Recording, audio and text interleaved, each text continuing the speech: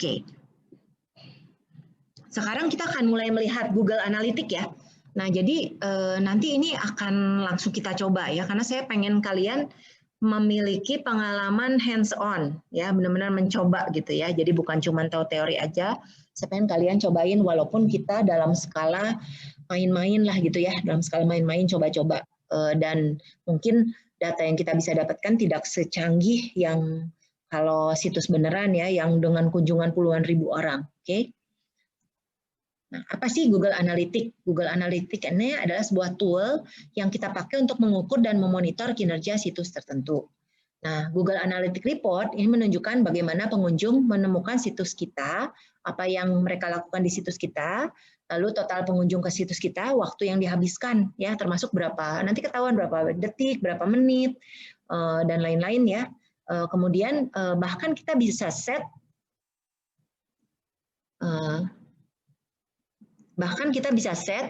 kalau misalnya kita ada goal, misalnya goalnya adalah saya pengen si pengguna saya itu sampai ke shopping cart misalnya gitu ya, bisa itu bisa di set ya. Jadi nanti saya ingin challenge kalian nanti coba-coba, dan oleh karena itu sebagai bagian dari tugas final project itu nanti saya pengen kalian memasukkan si Google Analytics ini, walaupun nanti kalian mungkin situsnya nggak usah pakai yang berbayar, karena saya sebenarnya rada nggak kepengen kalian buang-buang uang secara spesifik gitu ya buat ini, karena kan kita hanya latihan, jadi nanti kalian bisa pakai yang free-free aja, yang usahakan kita selalu menggunakan yang free. Oke. Kemudian ini cara kerja Google Analytics ya, biar kalian paham.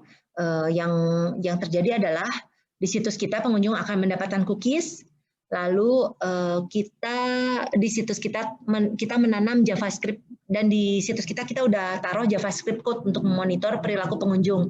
Ini JavaScript code-nya nanti saya tunjukkan dapat dari mana ya. Kemudian datanya disimpan di Google Server, lalu kita bisa melihat laporannya di Google Analytics Dashboard. Nah, kenapa kita penting pakai Google Analytics? Supaya kita bisa memonitor dan menganalisis traffic ya, dan juga melihat perilaku pengunjung kita, dan pada akhirnya kita pengen meningkatkan situs bisnis kita. Informasi yang disediakan Google Analytics banyak sekali sebetulnya ya, tapi mungkin saya akan point out aja, biasanya ini yang kita benar-benar lihat ya, bagaimana pengunjung sampai ke situs kita, ini source ya. Apa sih yang mereka cari, nanti kita bisa melihat per halaman itu berapa banyak visit mereka, kemudian bagaimana mereka sampai di situs kita, sosmed langsung dari search engine dan lain-lain gitu ya, terus jenis browser yang dipakai, kata kunci yang dipakai. Nah, cuman ini butuh waktu untuk beberapa hari, kadang-kadang untuk mengaktifkan, jadi mungkin nanti kalian nggak bisa langsung, kalau kalian aktifkan hari ini, dan kalian coba lihat, mungkin datanya belum begitu banyak, mungkin butuh beberapa hari. Oke, kemudian untuk Google Analytics ini kita perlu pahami, ini beberapa istilah sebetulnya ada di dalam yang top 50 Google Analytics terms ya, tapi saya point out ada beberapa yang sangat penting. Yang pertama akun ya, akun ini berarti kita punya akun di dalam Google Analytics. Ini adalah akses point kita. Nah, setiap akun bisa punya beberapa properti. Nah, properti itu apa? Properti itu bisa alamat situs kita, ya bisa alamat blog kita, bisa situs e-commerce kita, bisa mobile apps kita, gitu ya. Pokoknya kita tinggal apa yang mau dimonitor.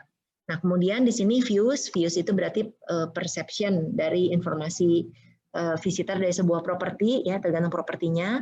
Kemudian kita nanti bisa set administrator yang punya otorisasi untuk mengakses semua profil. Kemudian kita juga bisa set akses untuk user, bisa membaca hanya profil yang dispesifikasikan untuk mereka. Dengan menggunakan Google Analytics, kita sebenarnya bisa menganalisis statistik. Ya, informasi yang bisa kita lihat ini apa aja. Ya, ada audience, yaitu demografiknya seperti apa, umur, lokasi, ya, behaviornya, perilakunya seperti apa, berapa lama dia mengakses, kemudian sumbernya dari mana, gitu ya, lalu teknologi apa yang dipakai, misalnya browsernya, operating sistemnya apa. Kalau mobile ini berarti perangkat mobile phone-nya merek apa itu bisa kelihatan, ya. Untuk traffic source kita biasanya bedakan ada 4 jenis, organic, referral, direct, sama paid. Organic itu nanti kalian bisa lihat juga ini ada di top 50 terms ya. Organic itu berarti dia biasanya dapat dari search engine. Kalau referral itu biasanya berarti misalnya ada situs A, dia ngasih link untuk pergi ke situs B. Nah, berarti bagi situs B, mereka yang ngeklik dari situs A itu adalah referral source-nya, ya, referensi dari tempat lain. Kemudian ada direct. Kalau direct berarti ngetik, ya. Jadi misalnya kayak saya nanti kasih contoh untuk situs yang saya miliki www.dapurcicicantik.com, ya. Kalau saya ngetik seperti itu, berarti saya dianggapnya direct. Kemudian juga termasuk kalau misalnya orang ngeklik langsung dari kata-kata itu, tapi berasal dari situs kita yang untuk kita klik di search engine, harusnya kita juga langsung dapatnya itu dihitung direct. Nah, kalau yang terakhir paid itu biasanya kalau kita mengiklankan. Jadi sebagai contoh, misalnya kita bayar ke Google Ads untuk ngiklanin situs kita. Nah, kalau itu terjadi, ya nanti kita pasang di situ, nanti source-nya jadinya paid, gitu. Jadi dan dia tahu, si Google Analytics itu tahu, bahkan sebetulnya Google Analytics itu bisa menganalisis nanti berapa uang yang kita spend, karena dia ngukur juga gitu berapa uang yang kita spend. Dan di dalam dunia per digital marketingan gitu ya, sebetulnya kalau kalian pengen menggalakkan yang namanya referral dan sebagainya, kalian bisa selalu kasih bid offer gitu ya. Kalau misalnya orang referensi ngeklik dari kamu berapa, dikasih berapa dolar, 0,01 dolar kayak atau berapa. Nah, itulah orang-orang biasanya akan lebih tertarik. Kalau makin tinggi ya pasti makin tertarik lah ya untuk mereka pasang di situs mereka. Oke. Kita juga bisa melihat konten, set kontennya gimana, set speednya berapa. Kemudian konversi ya, ini tapi harus di set goalnya. Sama kita bisa lihat marketing funnel ya. Jadi ini asal kita set nanti kita bisa keluarin semua statistik yang kita harapkan. Nah, ini saya tunjukin dulu, tapi nanti abis ini saya akan masuk ke dalam Google Analytics-nya ya. Untuk sementara saya tunjukin dulu. Nah, ini contoh dashboard ya, contoh dashboard, dan ini ada analisis statistik yang bisa kita lihat ya. Sorry. Nah, kemudian yang kedua ini audience overview ya. Jadi nanti di menu ini ada audience, ada overview, kita bisa lihat. Ini misalnya ada 9 user, page view-nya 41, new user-nya 9, sesinya ada 11, number of session per user. Makanya kemarin saya minta tolong kalian ngeklik ya situs saya supaya ini keluar semua statistiknya ya. Dan nanti kalian bisa set mau hourly, mau day. Dan di sini banyak sekali settingnya. Bahkan kita bisa add segment, nanti saya tunjukkan ya. Oke, nah untuk audience overview itu biasanya yang bisa kita lihat apa, demografik itu location dan language, tapi ini ada satu catatan, kita harus mengaktifkan. Makanya saya minta kalau kalian minta tolong, kalian bisa mengaktifkan dari hari ini, karena kita nanti mudah-mudahan kita ngumpulin setelah berapa hari nanti akan ada datanya. Ya. Lalu ada behavior, new and returning visitor, ya, orang yang baru atau orang yang kembali lagi gitu ya ke situs kita. Lalu ini ada frekuensi dan recency. Frekuensi berapa kali dan juga recency itu berapa kekiniannya gitu ya. Kemudian engagement, keterlibatannya seperti apa. Teknologi sih biasanya dilihat browser dan OS, lalu network. Kalau mobile kita bisa lihat device. Oke, nah ini nih yang saya bilang, nanti kalian harus enable ya. Kalau enggak nanti nggak bisa jalan, dan ini butuh waktu beberapa hari untuk bisa mendapatkan data ini. Nah, ini contoh dari behavior analysis ya. Untuk kita klik behavior, kita bisa lihat new returning. Nah, ini saya karena saya pakai segmen ya, jadi keluarnya kayak gini. Kalau nggak pakai segmen, sebetulnya cuma keluar new visitor sama returning. Ya, jadi ini kebagi statistiknya. Kalian bisa lihat ada 25 user, new user 25, sessionnya 27, bounce rate-nya 51, ini jelek ya. Karena bounce rate itu seharusnya tidak lebih dari 45%. Oke. Kemudian page per session, average duration, dan lain-lain. Oke, yang selanjutnya behavior, frekuensi, dan recency bisa dilihat. Ini juga berapa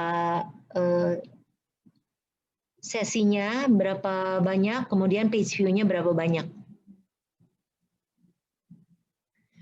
Nah, yang ini engagement, ini diukurnya berdasarkan waktu.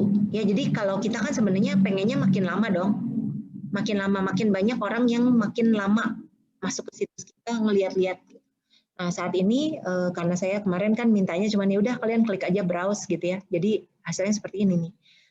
Cuma sedikit aja yang benar-benar lama berada di situ. Selanjutnya ini adalah tampilan untuk teknologi analisis browser ya. Jadi ini ketahuan nih semua browsernya apa saja yang mengakses ya. Jadi kayak saya sih saya sudah menduga ini pasti yang Safari ini kemungkinan dari Mac atau dari Apple phone. Nah, kalau kita klik nanti di sini operating system bisa mengeluarkan operating system apa ya, dan kalian bisa perhatikan statistik yang ada di sini semua. Oke, kemudian untuk device, nah keren kan, bisa kedeteksi nih model telepon apa dan lain-lain ya. Jadi memang hebat sekali Google Analytics ini kalau kita udah masukkan kodenya. Ya. Lanjut, nah di sini kita sekarang bisa melihat menu acquisition ya. Acquisition nih di sini menunya. Kemudian nanti kita, kalau saya kebetulan karena kemarin saya suruh pada ngeklik semua sama ngetik ya, akhirnya jadi semua dapat direct. Padahal kalau source itu harusnya ada search traffic kalau berasal dari search engine, nanti hari ini udah ada tuh yang dari search engine ya.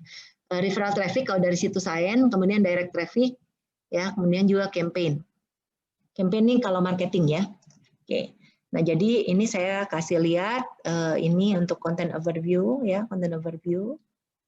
Ini bisa melihat seperti apa dan kelihatan tuh berapa menit dan lain-lainnya. Oke, nah set content analysis akan membantu kita meningkatkan konten situs agar bisa mencapai harapan dan kebutuhan dari pengunjung. Nah, seperti yang saya bilang tadi, udah sebutin berapa kali, bounce rate harusnya kurang dari 45%. Jadi kalau kita masih jelek tuh bounce rate-nya, berarti kita harus improve. Nggak tahu, ada sesuatu mungkin kurang menarik situs kita isinya gitu. Atau gimana, jadi orang nggak mau lama-lama berada di situs kita. Oke, nah kalau dari behavior kita bisa juga melihat bounce rate di sini, ini secara rata-rata 9%, mendekati buruk ya. Kita berharap sih bisa lebih baik lagi. Dan ini yang kalian bisa lihat adalah perhalaman dari situs saya, berapa banyak yang ngeklik.